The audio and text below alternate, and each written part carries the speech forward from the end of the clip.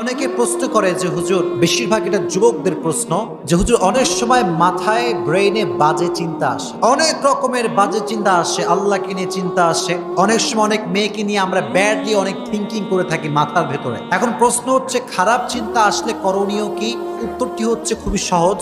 মাথায় যে আমাদের চিন্তা আসে খারাপ চিন্তা, এই খারাপ চিন্তা আসার তিনটা প্রকার। এক নাম্বার প্রকার হচ্ছে, খারাপ চিন্তা মাথায় আসবে ঠিকই, খারাপ চিন্তা আপনি করবেন ঠিকই, কিন্তু গুনাহ হবে না, এক নাম্বার প্রকার। দুই নাম্বার প্রকার, খারাপ চিন্তা আপনি করবেন, অশ্লীল চিন্তা করবেন, আপনার গুনাহ অ্যাড হবে, দুই নাম্বার প্রকার। তিন নাম্বার প্রকার হচ্ছে, আপনি খারাপ চিন্তা করবেন ঠিকই, আপনার গুনাহ হবে তো হবেই না, বরং আপনার আমলনামায় আল্লাহ আরো সওয়াব লিখে দেবে। সুবহানাল্লাহ পড়লেন না? এটা একটা অসাধারণ বিষয় যে খারাপ চিন্তা করব কিন্তু আমলনামায় সওয়াব অ্যাড হবে। How is this possible? এটি আমি আপনাদেরকে এক্সপ্লেইন করছি। প্রথম যেই প্রকার, সেটি হচ্ছে খারাপ চিন্তা আসবে